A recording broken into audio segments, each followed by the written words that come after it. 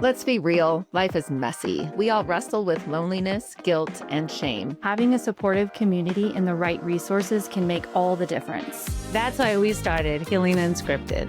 We're just three friends on a mission to bring hope and healing. Whether you're struggling yourself or walking alongside someone who is, we're diving deep into the hard stuff. With insightful guests, real talk, and a whole lot of heart. Join us on Healing Unscripted. Hi, everybody. I'm Jen, and welcome back to Healing Unscripted. We're so glad you're here with us today, and be sure to follow, like, share, and subscribe. Hi, I'm Liana. And I'm Laura. Guess what we're doing today? We are going to be talking about Liana, her past, what brought her here to Steamboat, and what got her involved in Skate Church. She's very passionate about that. So Liana does have an amazing story. She's grown up a little bit here and a little bit in California, and just her personal growth story. I've really got to see her grow over the last 4 years, 5 years of knowing her, something like that. Yeah. And boy, well, we've all grown up, we feel like. We're really proud of ourselves for growing up and being an adulting. Big girls lie. But I want to share our stories. How our stories have connected, have been so intertwined with the season in our lives. It's almost like we're childhood friends, but we're not childhood friends. But we know each other's childhoods Yeah. and what got us to this point today, which is really cool. Yeah, it is cool. Yeah, we've done a lot of deep diving together. So we really know everything about each other's lives. And we still love each other, and we still wanted to take on this venture together. And it's so exciting. It is exciting. So, Liana, this is your turn. We're going to talk about you. We're going to take turns a little bit because we want you guys to get to know each of us and a little bit about what we've been through. A lot of what we were talking about earlier off film was how it's been interesting that we've all gone through a deep loss and a grieving journey together. And this is in the last couple of years. We've all gone through that. And we're just saying how cool it is that God placed us together to really kind of help each other walk through that. And it is really cool because I've never felt alone at all.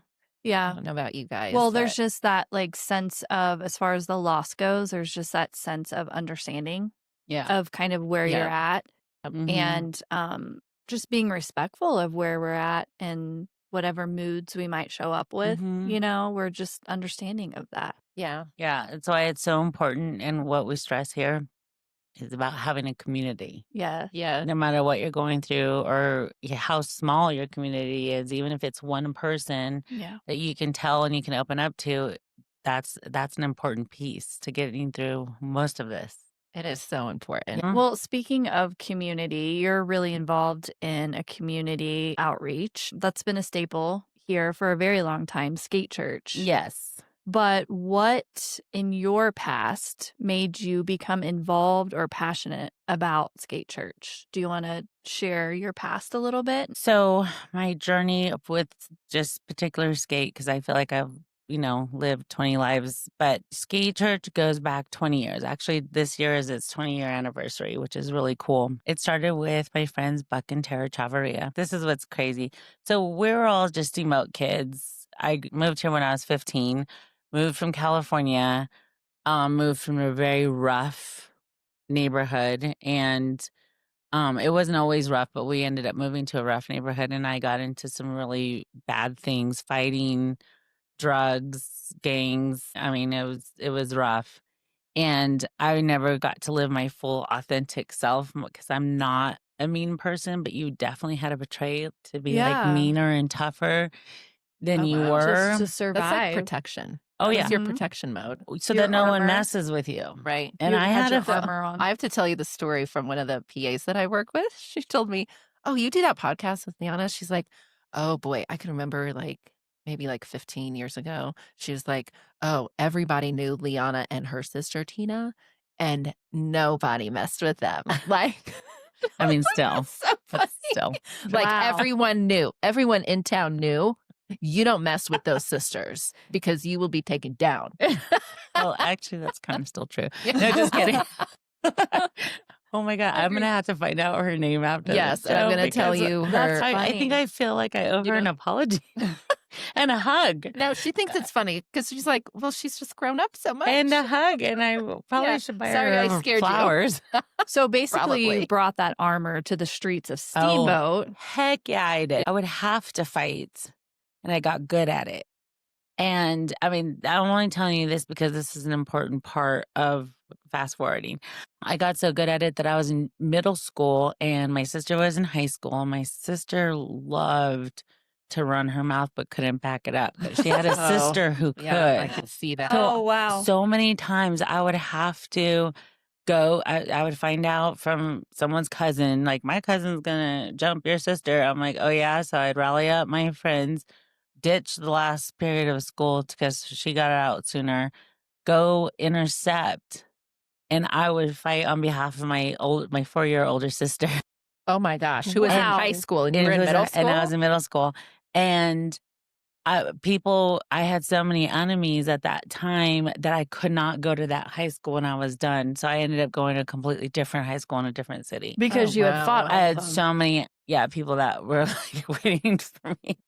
No, Oh I'm my telling you, gosh. it was fun, rough. That really and- paints the picture. Seriously. Yeah. And you would have scared And me I when I was in high hated- school. And I middle hate- school, you would have scared them. But I hated fighting. Me too. Oh. I hated it, but I had to because the neighborhood that we ended up moving into, that's what if you were weak, then you got really bullied. And I was never, I went to a predominant Black and Hispanic school. So whites were the minority and they kind of stuck together. So I was never brown enough to be like in the Mexican side, so I would get made fun of by the Mexicans. Oh, but Black people loved me.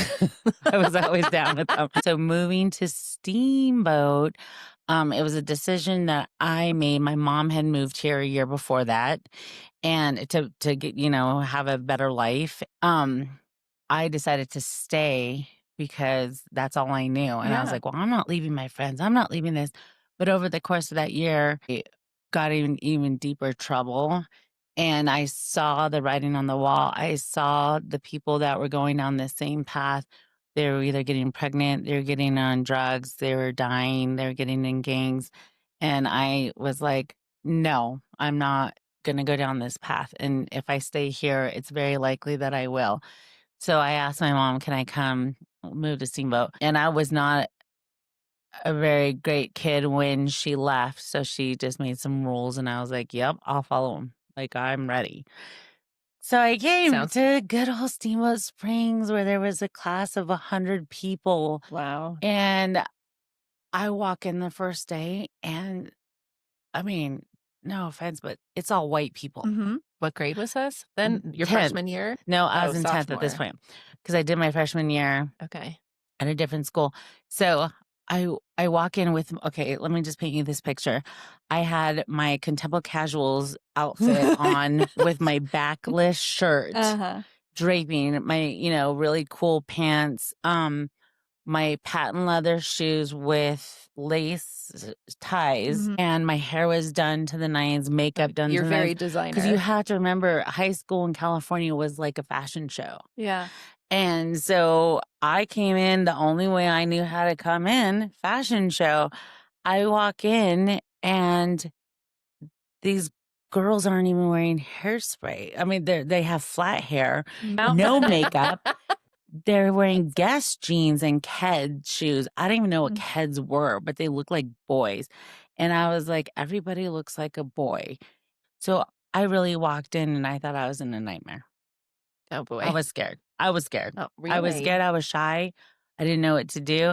So the first day, I'm walking down with my books, and down the hall, I see this girl come. She just eyes me, and she beelines for me, and I was like, "Oh, here we go, first day, fight." And so she approached me, and as she approached me, I was getting ready to drop my books. Oh my Well, gosh. because that's what I was used to. So she comes up to me and she goes, "Hi, my name is Marguerite. How are you?" And I was like, "Fine."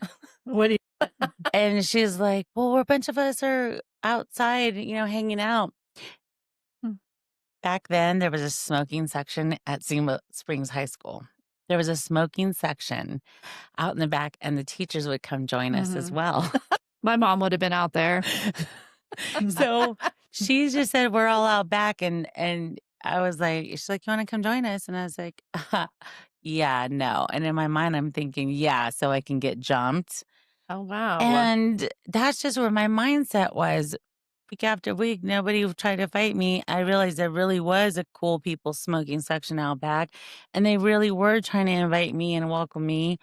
And it was just the coolest thing, because I would ask kids, like, when's the last time you've been in a fight? And they just look at me like, a fight? Like with our fists?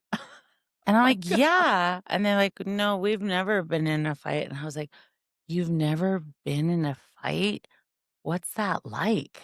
Oh my Like, gosh. I was just so enamored by these people who were just kids and did dumb kid stuff. Yeah. Shortly after that, I had a group of friends, and we would do dumb kid stuff.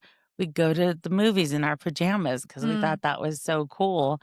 And we'd go to parties, of course, and we'd do things. But I was just able to really be a kid for the first time in a long time in my life. My mom and I were getting along great. Just things were really good. I'm so glad you came here. Yeah. This looks so Can you life-changing imagine? for you. No, I can't Where imagine. you'd And be How today. different you would be. Yeah. And that just goes And your to show, like, kids. choices. And I had to make that choice for myself at 14 years old. I didn't have anyone pushing me or making me make that choice. But that's what stuck out to me when you were saying that. You had the wherewithal to Yeah. be conscientious of where you were headed Yes. and to course correct. I mean, 14? Come on. Yeah. Yeah. Well, you were tired. that I just bet goes you to were show tired how of being tired I scared. was. Yeah. I was tired. And tired of putting up a front all the time. Yeah. So fast forward, of course, this is why I say there's nothing good for kids here from 18 to 25, because there's a lot of boredom here. So it was the 90s. We were in the party culture. We had a blast. But that was the only thing that we knew at the time. Everybody drank, everybody smoked. It was just a given. And I met Buck, and he was just in our crew. And then years later, he found Jesus and he became spiritual, and he stopped hanging out with us. And we are just like, oh, Buck. And we would talk about it. I'm like, oh, yeah, you can't invite Buck anymore. You can't do this. And then his girlfriend came out, Tara, and they got married, and they're both Christians. But I remember seeing Tara, like, at the grocery store and being like, oh, yeah, I'm not hearing about Jesus today. Oh, no, I'm not doing this. So I would, like, literally walk the other way. You were that person. Oh, heck yeah. I was like, oh, Those crazy Christians. Oh, how the tides have I'm just here for turned. some ham and cheese for my sandwich, okay? So forward after I ended up getting pregnant with my first son, Miles, and then moved to Denver. Well, I moved to Denver, found out I was pregnant, and ended up marrying his dad, who I knew for about 3 months before that. And we didn't marry right away. We married after Miles was born, and he was about 7 months old. But regardless, we ended up getting married, and then coming back to Steamboat eventually by the time Miles was 3, and then we ended up getting divorced. And why did you come back to Steamboat? Because the first time that I tried to do anything different, I was 23, and I was like, I've got to get out of here. I saw the writing on the wall, saw what I was getting into, and I had this traveling spirit, but also I had fear. So I never wanted to, and I never wanted to do anything different. But that's how I felt a lot of my life. I operated a lot out of fear and a lot of low self-worth and low self-esteem. I told everybody, I'm moving. Oh, wow. I'm going to sell everything I have. And I had a friend there that lived in Manhattan, and he had a $2,000, 500 square foot apartment that we were going to put like a sheet in the middle of. And he was going to have his side, I was going to have my side. And I was going to go be a waitress or do something. I didn't know, but I was getting out of here.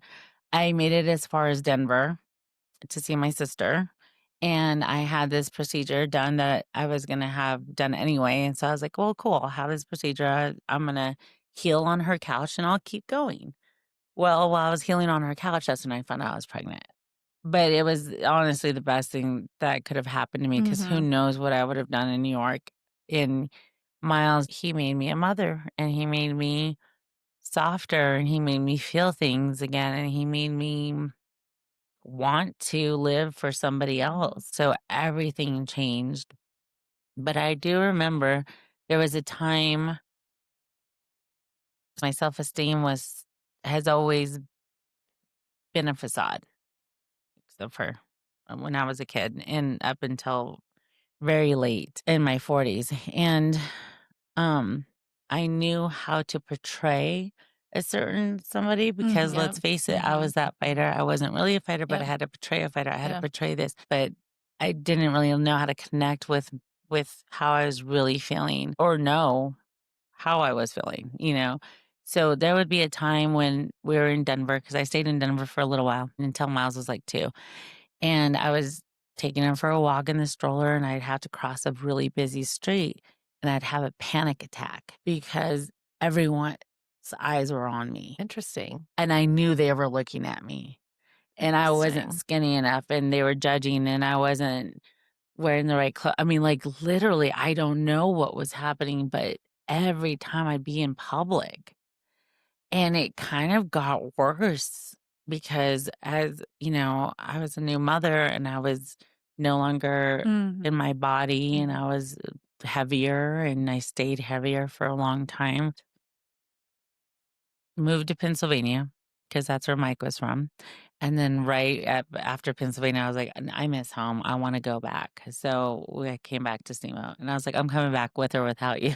And And then we ended up, and then he came back, but we ended up getting divorced anyway. And he joined the army and I was a single mom. So I would, you know, get odd jobs and still try to be a single mom. And Miles was little, Miles was 4 and 5. So I couldn't do regular work, but I started nannying for Tara. She had her first baby, Courtney, wow. and I was her nanny. I didn't know that. Yeah. I'm learning so much more about you.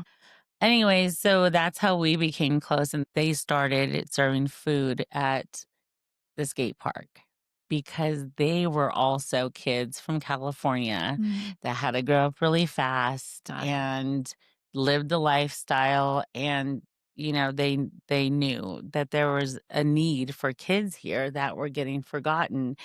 And when we say forgotten, we're not saying, oh, those poor skate kids don't, you know, have good homes. That's not true. But what we're saying is skating and sports like that are such a loner sport. Yeah. You can feel whatever you're going to feel. You can listen to whatever music you're going to listen to and you can isolate. Nobody's talking to you. Yep. Nobody takes time to get to know you. There's this facade. There's this persona. Yep. I see that. Yeah. So a lot of times, and it's free and you can get a skateboard and skate anywhere. So that's a lot of homes that don't have the money for organized sports. A lot of kids who just like the isolation, and that's just another form of it. Instead of being in their rooms isolating, they can go out and get some exercise and isolate. But there's a lot of need there as well.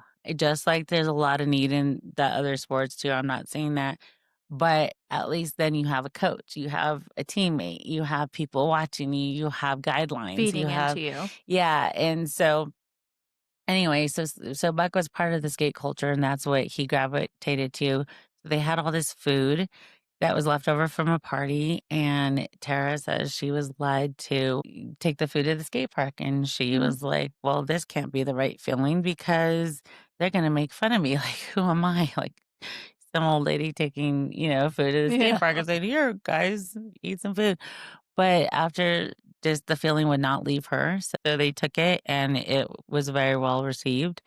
And then the next week, they took some more food. And that's kind of how it started. So the week after that, then she bought the food and it was $40 for hamburgers and hot dogs. and they were just a new family, and they're like $40 a week. Like, that's a lot when you're counting, every dollar. And she prayed about it. And then the next week, someone gave her $40, exactly $40. And she was like, oh my gosh. And that's kind of how it started. So amazing. yeah. So her and I were involved with each other, and she would tell me about all this, and I started going down with her. And slowly but surely, like, these kids started depending on us or looking forward to us coming with food. And then we'd give a message, like just a cool message. It wasn't like beating them over the head with the Bible. It was just like a spiritual message. And were you And taking Miles out there? yes, so I was a single mom, and I had a 5-year-old, and just carting him with me. I mean, he went everywhere with me. It was just him and I. And yeah, so he would, and what's cool is the other leader. So I became a leader, and then the other leader was also a single mom. Her name's Courtney, and she had a 6-year-old named Ezra, and we were just single moms together, being the only leaders at Skate Church. And our kids to this day are best friends. Oh, that's awesome. Yeah, Miles is his best man at his wedding. Oh, I Yeah. love that. That's really cool. That's how that started. I mean, we started taking these kids, it started growing and growing, and we would take them down to Denver and to skate parks and on mission trips to World Vision and have them serve. And it was just the coolest thing. And we had these 2 Suburbans, and we would take 2 carloads. And then one time in the parking lot, we were all waiting for something, and the kids were skating around, and our Suburbans were so dirty from the whole weekend. And this kid comes up, and he like puts a cross, on the dirt window. And then another kid comes up and looks at it, and then puts a skateboard underneath it. And then 2 dots, like a line and 2 dots. And we all look at it. We're like, Logo. that's it. That's the logo. Wow. So, like, I was there when the logo was born. Like, how cool is that? And Yes, kids so cool. created. And the kids created it. Not a Actually board, created it. but the kids. And just over the years and being involved at that time, I mean, we got to see the coolest things. There was no building.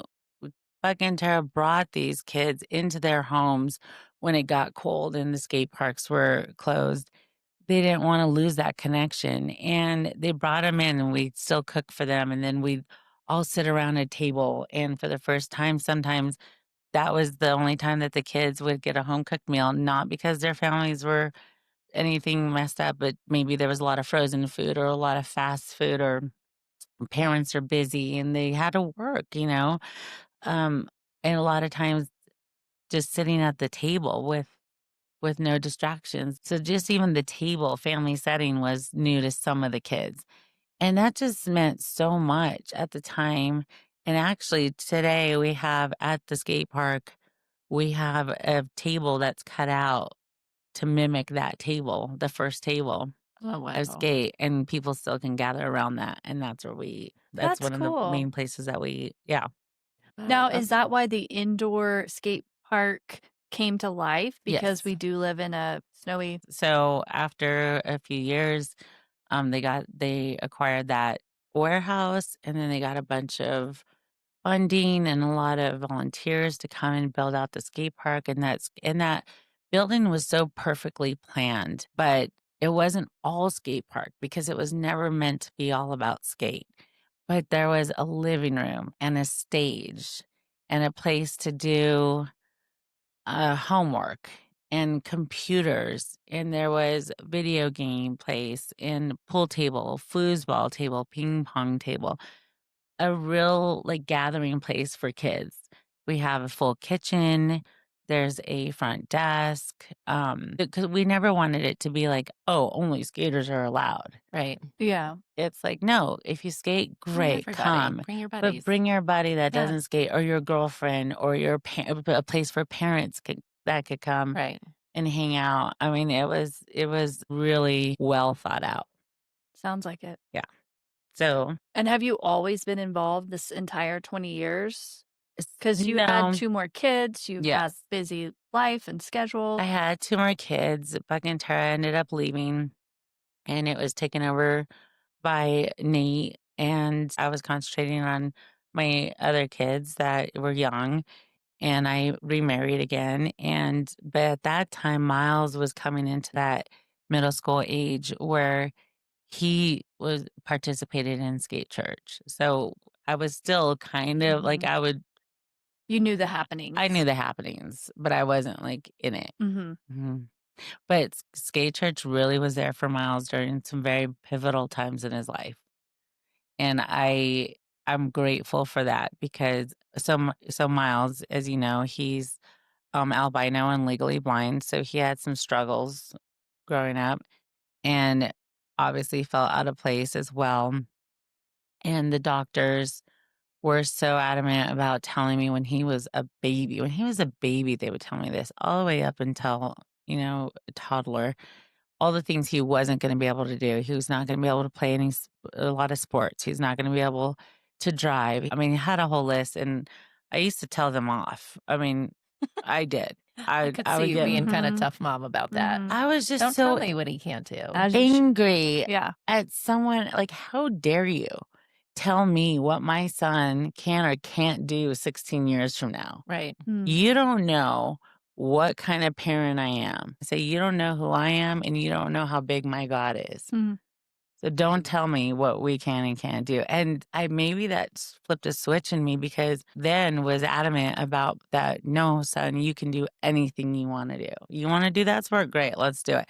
He rode a bike. I taught him how to ride a bike. He played every single sport. Hockey was funny. And football was a mistake because the concussions he got. But he played football. And he did everything from tennis to skiing. He's a really good skier and snowboarder. And then eventually he got into skating, which is wild, right? Because he couldn't see very well. Yeah. But he still is an amazing skater. So skate church really, and he became a skater because of skate church. I love that you guys were both involved in that. Yeah. Yeah. And he still is. He loves it. When him and I weren't connecting, or like I made a lot of mistakes during his high school years, and my ex-husband and I got into really just messed up situation. So my attention definitely was not on Miles at that time. And so he really did find solace and a comfort at skate, and he found his community, which I'm so grateful for. That's amazing. And then he had his best friend there still? Yeah. Yep. So what brought you back to skate church then? And when was that? 2 years ago, I got involved. I was asked to be on the board. And I was like, oh, that's interesting. But to know why I felt like I could, or the timing was right, or even the reason why I said yes goes back to our journey together of regen and taking some time after my second divorce, of really doing a lot of healing and a lot of growing. And I'm so grateful. And I'm telling you, if I didn't do that, if I didn't do all that stuff, I would never be where I'm at today. No. I would not be saying yes to the things I have said yes to. And because of the healing from from a lot of traumas and dealing with a lot of things and growing my community, like one of the first words that God worked on with me, and I heard it so loud and clear during regen, was worth. He's like, we're going to show you your worth. And that was the key to starting everything that came after. That was everything. And so much has bloomed from that. It had to have, right? So, well, because you said yes. Yes. Well, I was ready. You did the work. I did the work, and we always want to feel worthy, right? That's what we strive for. We just don't know what avenues to work on or to find it from. So I was trying to find it with drugs, with alcohol, with men, with fashion, or if I look this way, then maybe I'll be worthy, or I'll have worth. Maybe if I act this way, I'll have more worth. Like it just, you can rabbit trail down all these other avenues. And so God said, no, I'm going to show you who you are who I made you to be, what you're capable of, not who you let yourself become and not who others have named you to be. So we worked on that, and that was everything. And then the next few years, it was like working on different things. I had to work on trust. I didn't know how to trust, because every human had let me down in some way or another. So trusting God was huge. And then the next was obedience. And that I fought for like 2 years because, yeah, that was not something that 'Cause I you're was so excited about. stubborn. Stubborn. Because I'd and be like, you well, fought. I'll give you But this, you've but I'm always going to keep this. Yeah. Like, okay, maybe I'll change this in my life, but I still want to go out and have Have fun. fun. And It's does that mean so giving up men? I mean, it's so part of your God, self-protection. what do you want me to do? Just not You have can't any give it fun all. ever? Yeah. No. And you're a barrel of fun. So, No. but still, you're obedient and you're still fun. Well, yes, and that took a really long time, and I still struggle, obviously. I'm growing from that. Oh, and then this year, this has been a fun year of hearing perspective and hearing be fisher of men. So I know that's going way deep, but that's just what I keep hearing. So anyway, 2 years ago, I was asked to be on the board, and I was like, huh, that's very interesting. All the while of saying yes. So the part of the obedience was when God brought something in my heart that would not leave. I vowed to say yes. Yeah, I'll do it. Because I know that he would never lead me down the wrong path that comes with trust, right? And so that year was my first year of doing a mission trip. I got on the jail ministry team. I had been a leader at Regen for the last 4 years, but I started saying yes, and all these things and opportunities started coming. So when the board came, I was like, well, yeah, I would love to. Like, how cool is that? Like full circle. In this last spring, I became the board president, and then we lost our executive director. So now I'm acting executive director until we find one, which is amazing because we are getting a lot of things done. Way to say and, yes. And You've with said yes to so many things, So by with the an way. amazing team, though. I mean, I have an amazing board. One of the guys, Trevor, but we call him Apple. He was a skate kid. He came in at 20 years old. He had his DUI. He had to do community service. And that's the only reason why he walked into ski church. And he was like, well, I have this community service and I don't really know about all this God stuff or Jesus stuff. And that's what we do at Skate. We welcome everybody. You do not have to know Jesus or be a Christian or have any religion. Just come in, just be loved. And he came in, and then they said, well, if you come on this mission trip with us, we will write off all your community services. Like, great. Sign me up. Sign me up. Yeah. And so he did. And that's when he gave his life to Jesus. And after that, he started working for Skate Church. He became a leader. He just became so involved. And now to this day, he is the director of one of the biggest skate churches in Colorado, which is called The Refuge, and that's in Greeley. That's so cool. Yeah, And he he's came from married. here, from Skate Church. He I love came it. from here. So he's on our board. Courtney's on our board. She has been involved in Skate Church for 10 plus years.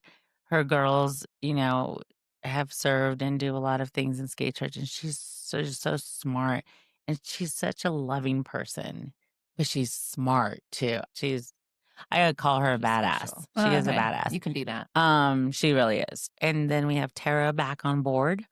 She's our consultant. Oh, that's and great. So the OG. Yeah. Like, how crazy is that? That's so great that she's back. I know. I mean, who else better to learn from than the person the visionary. Yeah. Which is really cool. And so this is a free place, and we provide after school programming from 2 to 6 every day. We have our middle school night on Mondays from 6 to 9:30. We have our high school nights on Thursdays from 6 to 9:30, and college kids. We provide homemade meals for them during those nights. There's something about homemade food, Yeah. to knowing that somebody took that time out to cook for you, the smells in the air, and it gets our community involved. Yeah. It gets Yeah, our that's a good way. yeah, to come and serve and to see how grateful, these kids are to just, oh, thank you for cooking. Sometimes, and I'm not going to say this about everybody, but sometimes it's the only home cooked meal that they get all week, because there's some college kids there too. Yeah. And they're just like, they miss their home cooking, and it's a place to gather and have community, and we play music, and, we give a little message, and we all eat together, and it's Well, just really other fun. than an executive director that you're in need of, what else is Skate Church in need of? So we're definitely in need of fundraising. So we need people to get back on board with their monthly donations or one-time donations, just to truly invest in the future of skate. Also, we need meals signups, because that is so important for this program. And how do people sign up for that? Yeah, go on steamboatskatechurch.com and you can sign up for donations, sign up for meals, sign up to volunteer. I just want to shoot to you our cool tagline, which is, we are a safe and sober refuge that exists to reach the lost, broken, and addicted with the love of Jesus, regardless of gender, background, race, or religious affiliation. We exist to see lives changed. Love And it. that is really cool. While we were there and we were kind of like organizing and cleaning out some stuff in the building, one of our old skate kids came in, and he came in with his 2 kids and his wife. Oh. And he was so excited to just show them the place that like helped him. And I remember him. I mean, I've known him since he was, really little. Oh. And he was just going down such a bad path, and he ended up moving from here and just continued on that path. But then somewhere he got, sober, and he changed his life around, and he is doing so good and amazing, and a Christian, and wants to do right by his kids. And he was just so excited. So when I'm feeling defeated or I'm feeling tired and I'm like, I don't know if I have the strength for all of this stuff, God reminds me what we do this for. And it's for the kid like me. Yep. I was that kid. Yeah. And there's a certain amount of people in my life that I can still remember and am grateful for pouring into me when I felt like nobody else was. Well, what about, you have a fundraiser coming up next month? Yes, so we're going to have our 20-year fundraiser appreciation dinner, and the date is to be determined right now. Will that be on the website also? That will be on the website, Okay. yes. Right now it's me and Courtney, and Rachel is there, and Rachel's amazing. Giving back to people changes you. I think you benefit from it as much as the kids and anyone else there who needs it. That's how we get filled up also. And people need to do that. That's what community, helping other humans, being humankind is. We have to be kind to each other, but we got to be involved. Yes, You have to be involved. You have to say yes. So much. You said yes to a lot of things. I've seen you step out in tremendous ways, and it's been so fun to see you bloom. And you've been in the newspaper and a magazine, and I've traveled to Honduras with you, and so proud to sit back and watch you do your thing there. I'm a very proud friend. I know a lot of people have said they're intimidated by you. I've never felt that. We'll just keep that on the DL. Yeah. I still want them to be intimidated. I just think you're a lovely person and have so much to offer, and you are offering a lot to our community and your friends, your family. So thank you for being you, and thank you for all that you do. So how's your self-worth today? Oh, Just today. Like, what do you Just wake up feeling today? like? Yeah. I don't think we say this to ourselves enough, but honestly, I am so proud of where I'm at. I mean, it's weird to say I'm proud of me. Yeah, you should be. You should be. But I'm truly fulfilled. I'm happy. I feel like I fought so hard for this amount of peace. I fought it with myself by making horrible decisions, thinking I was going to bring myself peace, and then having to go through those, repercussions of that. Then, of course, that's chaotic. And just the journey of now that I have so much peace in my life that I'm very protective of it. Yes, I've And watched you fight for Yes. maintaining your peace, which I think is very important. Yes, very protective. But yeah, it's really cool to say that I am proud of who I am. I'm happy. I'm a happy person. And I think that and the cool thing is that I get to share that with my kids. Absolutely. And I get to share that with my family. Yep. And I have family members that are like, wow, I see it, because I'm just doing my thing. I'm not trying to be anything for anybody anymore. And I do have a potty mouth still, and I have my attitude, and I love it. And I mean, God wove me, and I'm like, God, you made me. That's what I tell him every day, like, you made me.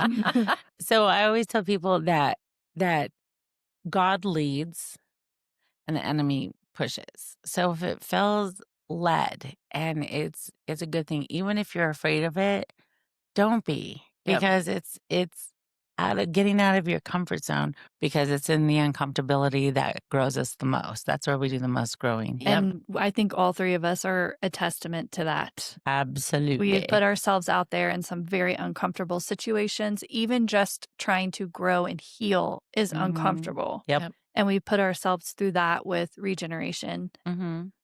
It pays off dividends after dividends. Yep. Diving deep. Yeah. Diving deep. Yay. It works. Love you. We heal. Thank you for being here and sharing who you are. Yeah, it's hard. I like interviewing other people a lot better. Let me tell you. It's hard to talk about yourself. It's hard to talk about yourself. But I think you need to like get used to it, because it is part of your skate story. So I feel like this is actually kind of setting the stage for you to be comfortable. Like, this was your first. Yeah. Because this story is going to kind of continue to resonate and grow like this as you go to share Skate Church. Yeah. So I think us deciding to do this was for bigger purpose. Yep. And for a bigger calling. Yeah. And we'll definitely keep you informed of the upcoming fundraiser next month. So be looking for that as well on our social media. Thank you so much for sharing. I know it's kind of hard for you and a little uncomfortable, but remember, what were you just saying? We have to do the things that feel uncomfortable. Yeah. Even in fear, growth is good. Yes, growth is good. So thank you all for listening. And we love that all of our friends and family support us so much in this, and all the feedback we get from the community is so positive. And we're just here to share some stories about love and healing, and Liana's a great one to share. So thank you so much, Liana. Thank you, guys. Bye, everyone. Bye.